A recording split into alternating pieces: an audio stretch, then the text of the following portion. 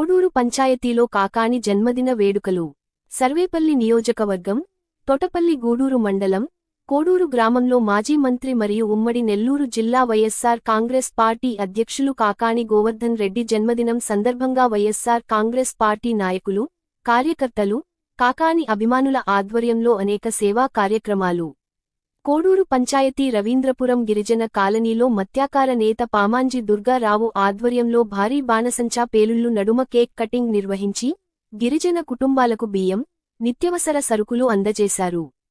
కోడూరు గ్రామాలలో గ్రామస్తులు కేక్ పంచి మాజీ మంత్రి కాకాని గోవర్ధన్ రెడ్డికి దేవుని దీవెనలతో పాటు ప్రజల ఆశీస్సులు మెండుగా ఉండాలని మాజీ మంత్రి కాకానికి జన్మదిన శుభాకాంక్షలు తెలియజేశారు. అదేవిధంగా మా నాయకులు ఆయురారోగ్యాలతో నిండు నూరేళ్లు జీవించాలని, ఆయన మరెన్నో ఉన్నత పదవులు స్వీకరించాలని ఆ భగవంతుణ్ణి ప్రార్థించారు. ఈ కార్యక్రమంలో కోడూరు వైసీపీ నాయకులు, కార్యకర్తలు అధిక సంఖ్యలో పాల్గొన్నారు.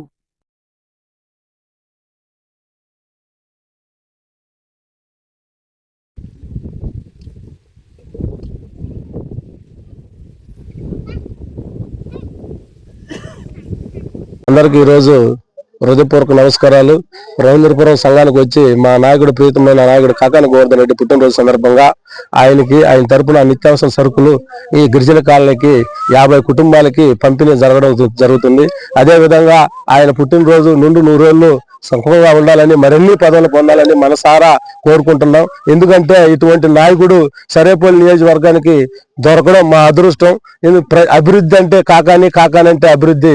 ఈ రోజు కూడా అధికారం లేని పక్షాలను కూడా ఎప్పుడు ప్రజల కోసం పనిచేసి ప్రజల మధ్యలో ఉండి ఏ కార్యకర్తకు ఇబ్బంది వచ్చినా, ఏ నాయకుడికి ఇబ్బంది వచ్చినా గొంతిప్పి గలమిప్పి ప్రశ్నించే నాయకుడు, ఏకైక నాయకుడు మా కాకాని గోవర్ధన్ రెడ్డి అని కూడా గర్వంగా చెప్పుకోగలుగుతున్నా.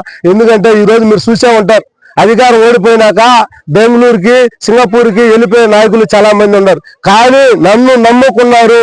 నేను ఉన్నాను, మా కార్యకర్తలు నేను కాపాడుకోవాలా, నేను వెళ్ళిపోతే మా కార్యకర్తలు ఇబ్బంది పడతారనే సంకల్పంతో ఆయన ఈ రోజు కూడా ప్రజల్లోనే తిరుగుతూ ప్రజల మధ్య ఉంటున్నాడే తప్ప ఇంకోటి లేదనేది కూడా మేము గర్వంగా చెప్పుకుంటున్నాం. మీరు అనుకుంటున్నారు కాకాని గోవర్ధన్ రెడ్డి ఈ సర్వేపల్లి నియోజకవర్గంలో 10 సంవత్సరాలు ఉండి ఎంత అభివృద్ధి ముందుకు పోయిందో ఒక్కసారి మీరు ఆలోచించండి.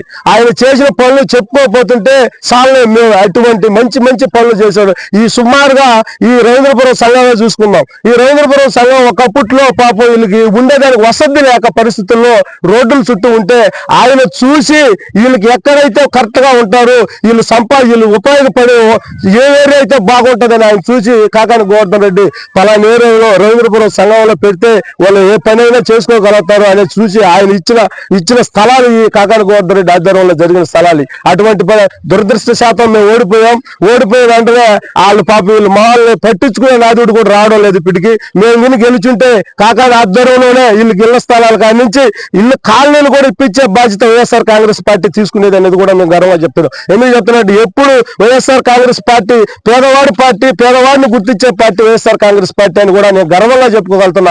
కాకాని రమణారెడ్డి గారు వారసుడు కావాలని ఎంత పోరాడి ఉంటాడో మాకైతే తెలియదు. అయ్యా మీకు వేల దండాలు. ఎందుకంటే ఇటువంటి నాయకుడు మా సర్వేపల్లి నియోజకవర్గాన్ని ఇచ్చిన దానికి మీకు వేల దండాలు చెప్పుకోవాల్సిందిగా మేము మనవి చేసుకుంటాం. అదే విధంగా వస్తే ఈ రోజు మీరు 1,000 సంతకాలు ఎంత వైఎస్ఆర్ కాంగ్రెస్ పార్టీ సర్వేపల్లి నియోజకవర్గం ఎంత విజయవంతమైందో ఒకసారి మీరు చూస్తూనే ఉన్నారు. ఎందుకంటే ప్రజలు తిరగబడే రోజులు దగ్గర పడ్డాయి. ఈ కూటమి ప్రభుత్వం చేస్తున్న పద్ధతి సరిగా లేదన్నది కూడా నేను గర్వంగా చెప్పుకుంటున్నాను. ఎందుకంటే ఎలక్షన్ ముందునేమో కొండంత హామీలు, ఎలక్షన్ అయిపోయినాకేమో పేదవాడు గొంతు మీద కత్తి పెట్టి బెదిరించే దాకా ఎదుగుతున్నారు ఈ కూటమి ప్రభుత్వం అని కూడా నేను గర్వంగా చెప్పుకోగలుగుతున్నా.